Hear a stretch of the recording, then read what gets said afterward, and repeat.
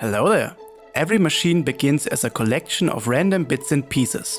Luckily, I have many, and today I'ma show you how to neatly arrange them in a new order. Welcome to episode 4, Build from Scratch. Wait a minute! Over 2 years ago, I made this little fella. Lonely. So let's build a friend, shall we? Because my wife loves me so much, she got me this tractor, which I played exactly 1.76 seconds and smashed it into pieces. Because that's what we do, we search and destroy in order to loot. In this video I challenged myself to fully transform this tractor and repurpose all bits of this looted kid's toy, not leaving one lonely bit behind.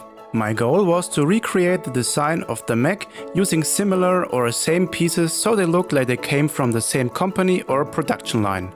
For example, the hip joints, the arms or the backpack. So I parked my reference model aside to guide the way along the building process. After collecting the initial building materials, I was moving ideas in my head and dry fitting a lot. While I was juggling with my balls. I mean my beats, my wooden beats. So with all the necessary tractor bits dismantled and acquired, it's time to get creative. Scratching and batching. After rather brutally disassembling the tractor, I'm starting off with the main structure, the tractor's cabin, which is now repurposed as the mech's chest piece. Generic paper was added to the inside of the cabin to close off the frames. One wooden bead was sandwiched between the two back wheels, and on top of that black upside down driver's cabin, the bead will be glued down, but before, adjustments and cutting off excess material had to be made to the chest piece. Now let's shift our attention to the engine block connected to the wheel covers. When I'm in my inspiration and ideation stage, I try to foresee where different parts will be shaped or what purpose they fulfill. In this case, I immediately saw the engine block as the head, which we will see later in the video, and the wheel covers as the shoulder pads. So I cut the green bit and attached the shoulder pads to the main body structure. And then a tiny offcut of the kid's toy was added to the upper chest, followed by occasional gap filling with suitable bits.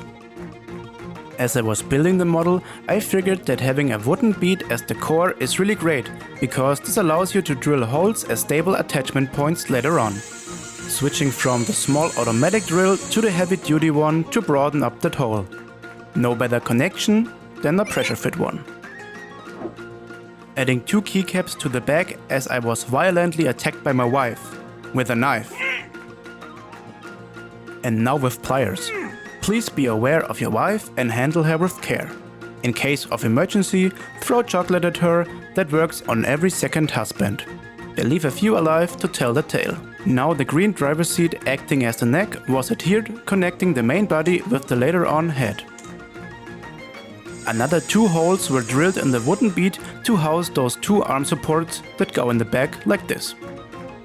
And another hole was drilled for the head connection. I wanted my model to have an extra long neck. Nah, just kidding. After speckling the open gaps with a model paste, greeblies were added, mostly off camera, to overlay the ugly seams. Let's focus on the lower body. As before, I covered the insides with generic white paper and drilled 2 holes for the later on hip joints. Closing the opening with this black interesting looking piece, followed up by another very intriguing looking piece, followed up by the keycap ass cheeks. Sorry for that, but once I saw it, I had to share. Some different wires and cables were added to the lower abdomen. Quite fiddly. The feet are some angled offcuts of empty printer cartridges. Those B&Q square beads will be the anchors for the feet.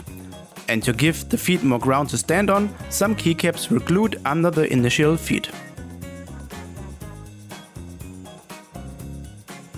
Right now, you see the half of a lower leg, basically a quarter of 2 lower legs, to be more unnecessarily specific, which will be doubled to a full lower leg. Okay, neither biology or math were my best school subjects, so I admit I better stick to Frankensteining scratch building. To lengthen the legs, some hollow tubes, beads and more details like these tiny plastic beads, which were inserted in pre-drilled holes, were added. And now we're left with this for the moment. The thighs are a compound of IKEA spare parts and pen caps, speckled with a acrylic modeling paste. After letting them dry, they were sanded and filled up with many details to bulk out the shape of the upper legs. This is how the thighs will be attached in the future. But for now, I'll keep everything modular and disassemblable. Disassemblable. Man, you can take these apart for now. One thing I always recommend when building long and thin limbs of mechs is using wire as some sort of skeleton. In my case, this wire continuously goes through the whole arm to give stability. The advantage is A, that you don't have to rely purely on glue for hold getting supported by the wire, and B, you have the option to pose the arms, and there is no need for an early determination of the pose. The upper arms were made by using nearly the same pieces like in my first video.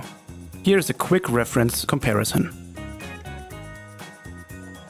The forearms hold a special functionality. Since this robot is autonomously harvesting seeds on an alien planet, you will see the seeds later on in the video, the bot has to utilize as much carrying capacity as possible, using also its forearms as a storage container. I once bought some super cool looking electronical bits online, which I glue on right now. More details from various model kits and interesting bits were added, and I was constantly making sure everything is perfectly aligned and still fits together.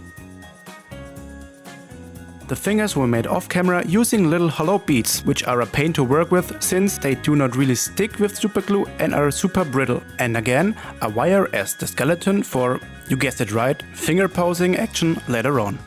Each hand gets 3 fingers for grabbing things I guess, and are now glued on.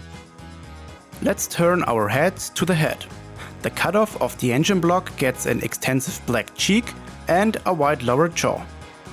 Some details here and there, and yeah, that's the head.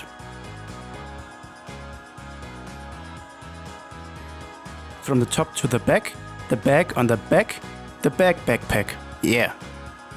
The chassis of the miniature tractor is destined for the main storage container, where the mech will collect his precious cargo. A lot of pre-filling holes and adaptation cuts were made off camera, and now it's only a matter of adding details and making it appear interesting. To fulfill its duty, the mech is equipped with some sort of staff, a toolkit in order to harvest valuable resources off the ground. The main structure was elongated with various bits and pieces. My goal was to make this tool as interesting and foreign looking as possible. This empty pen tube, where definitely no ink is left except on my fingers, is topped with a red bit. And then the handle was added using a conic bead and twisted wire, the 2 grappling pliers for harvesting and some more final details. Like those tiny beads were put on the tool staff. And with that, the mech is completed. But wait, I have not fully used all leftovers from the tractor. And what better way to use them as in a second bot, right? Let's go! Today's your lucky day. A second bot is coming right up, delivered via YouTube. Starting off with the main body structure using a couple of plastic household leftovers. 2 yellow tubes, connected with a wire, will act as the joints for the hind feet. Followed up by the same procedure as in the first bot, gluing the remaining bigger wheels to the second big wooden bead. Everything gets joined, a cool looking chassis, the 2 remaining wheel covers and the cabin roof of the tractor were added to the bot. So let's talk a bit about my building process. Quite often I'm stuck, sitting in front of my half-built model and just don't know what to do, how to continue. Sometimes I sit here for hours dry fitting bits and pieces together and nothing works, I just can't reach the flow state. So there are 2 possibilities that at least work for me. The first one is I leave my project sitting there and come back in a couple of hours, days, weeks. Move to another country, leave my wife and start a new family and become a pastry chef. I have done that multiple times, but please don't tell my second wife, she wouldn't take it well. And the second, and frankly more realistic approach is to just jump to a different part of the model.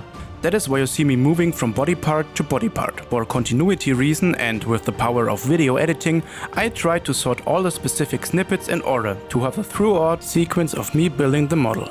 The second mech I am building right now is a 4-legged supporting unit for the first mech. It's a cargo bot that transports all the collected seeds in specifically made containers to perfectly retain the valuable load. The cargo bot can load up to 4 different cylinder storages. Right now, I am building the mounts where the storage containers get attached to. There is no need for adhesive and I can change the cargo the way I like. I made an extra short on how the cargo containers were built. You can find the link for that in the top right corner. Let's turn our attention to the legs now. The 4-legged bot will have 2 different pairs of legs. The front legs will be more bulky and powerful compared to the thinner hind legs. The goal for the front legs was to have a somewhat posable joint that will give me posing freedom later on. For the legs, I used some cheap kids Transformers car toys that I transformed to fit the aesthetic I wanted to achieve. It really took me quite some time to basically weld the pieces into one coherent piece and keeping it functional. All gaps were filled with modeling paste and sanded like a smooth domino. I felt that one wooden hinge is not enough, so I enforced it with another one. And that's the fully detailed roundup of the front legs. The hind legs were rather easy. I maintained the posability by using the hinges of other kids' toys and simply lengthened the legs with beads and tubes. Detailed them up and was left with this.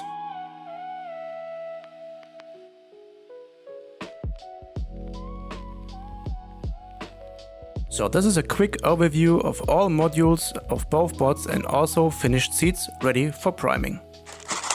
But before I can prime, all pieces need to be pre-primed. I basically cover all areas of the individual components with a varnish.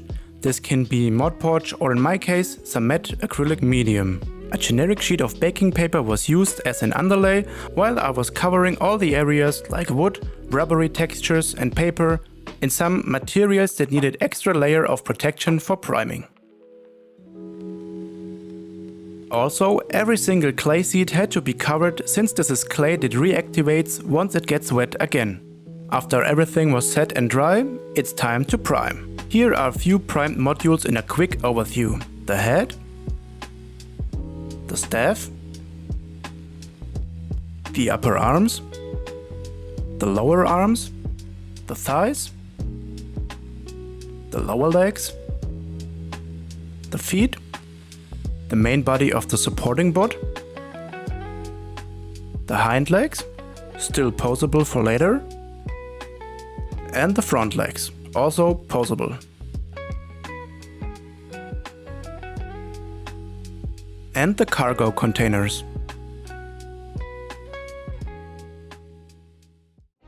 My love for painting is as low as the democracy in America, and therefore remains in shatters.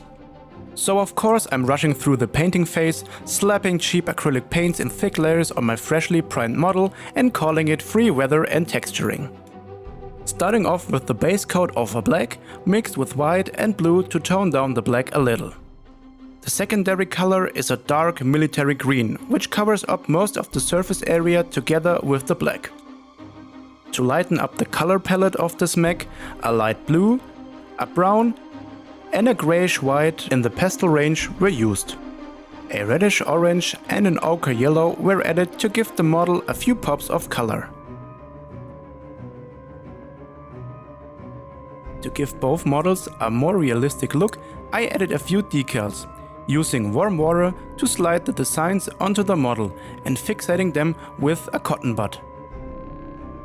Enjoy these sequences of fiddly work.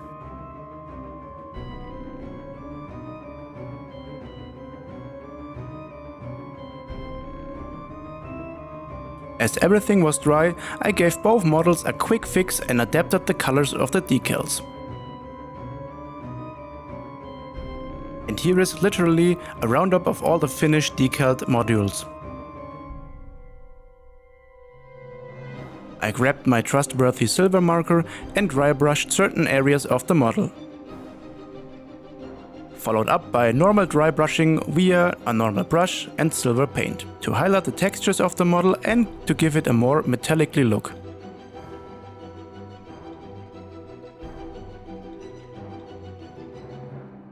Since I always tend to overwash my models, my wife commanded me to be very gentle and subtle with the applying.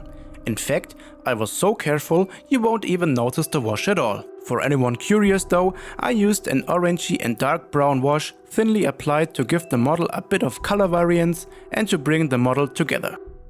To get rid of the excess wash, a simple paper towel was used to prevent water stains.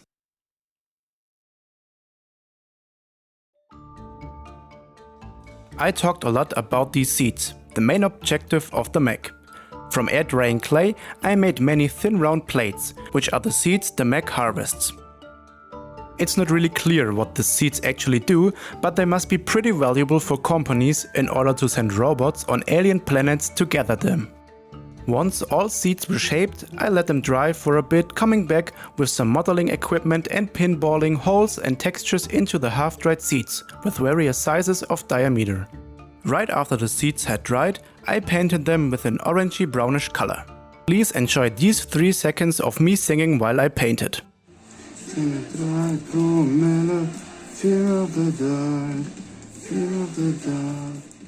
That's all you got for now. Normally I get standing ovations, to be more specific, exactly one, from my wife while she's asleep, in my dream.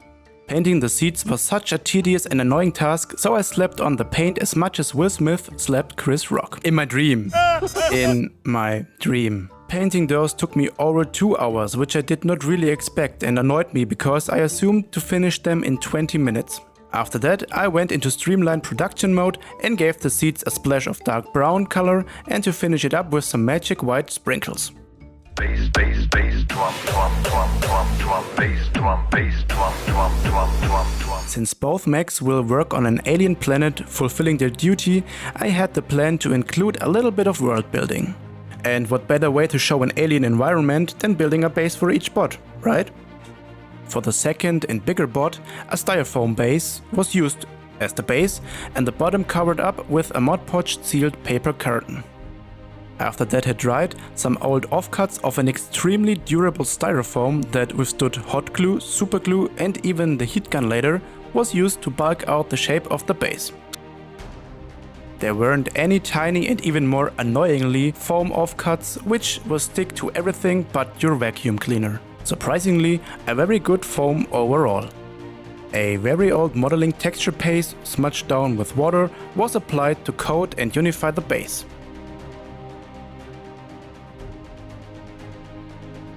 Look at that yummy whipped cream pie. After that, a tasty mixture of plaster, sandy paint, wood glue and dirt were generously spread to seal the whole base, ready for paints and washes. A few plaster rocks, some little stones I single-handedly collected were added here and there in the still wet gulpy mess, because rocks rock. For the second base, the same principle was applied, but instead of the styrofoam base, I used cork fixated with hot glue and my fist. I was making sure that the feet will always have enough ground to stand on. And then the base got the same spa treatment. Pastes, gulpy masses and first layers of paint were put on. To speed up the drying process, I used a heat gun to blow it all dry between the different washes. Both bases were washed heavily with a brown, purple and various pink washes, then dry brushed with lighter colors, going back and forth until I was pleased with the result. These are the 2 finished bases where the bots will stand on. In order to sell the alien landscape, plants and other biomass will be added later in the assembly stage, which comes up right now. So this is the time where I always start to procrastinate and kinda don't want to continue because it's always scary for me to put all the pieces together. I start to second guess myself. Will all modules fit together? Should I become a pastry chef? So I sit here until I give it a shot or my wife presses me. And let's be honest, it's always the wife. And she's right. I learned that sometimes it's better to just get going and get yourself in the habit of gluing by starting off with the simple tasks first. Components where you cannot mess up, theoretically. Here the cargo, the harvested seeds, get fixated with superglue in their containers. The feet get extra treatment, making sure they are extra secure with wire rods and baking powder. Attaching the lower legs to the feet. Some yellow chest bumpers. gluing the upper arms to the torso. I left the ends primer and paint free to have a better adhesion later on, which is right now. And completing the arms with the lower arms, fully loaded with vital cargo. Ready for posing with the staff. Gripping the fingers around the handles.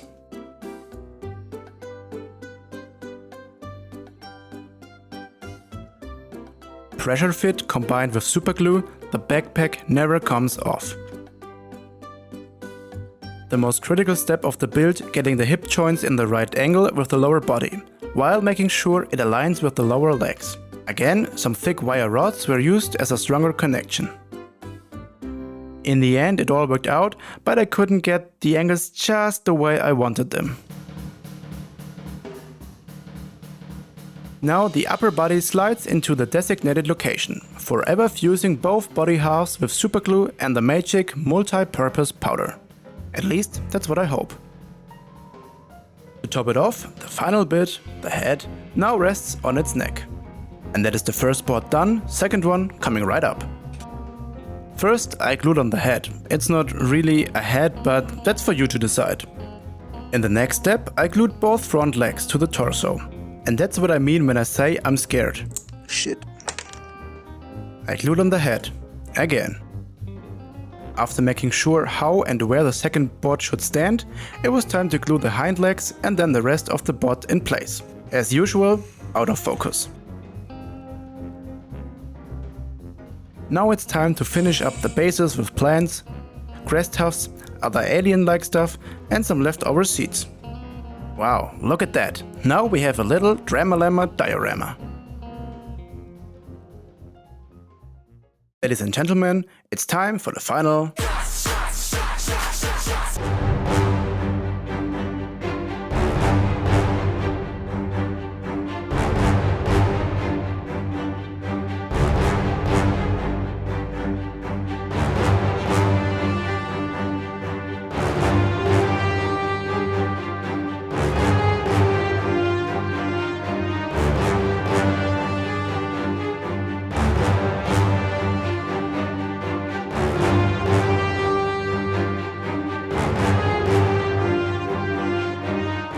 So now the bot and his helping friend are finished and the first bot has some new friends.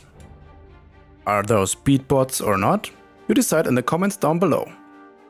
As always, a big thank you for watching and let me know if it tickle your balls too. Later!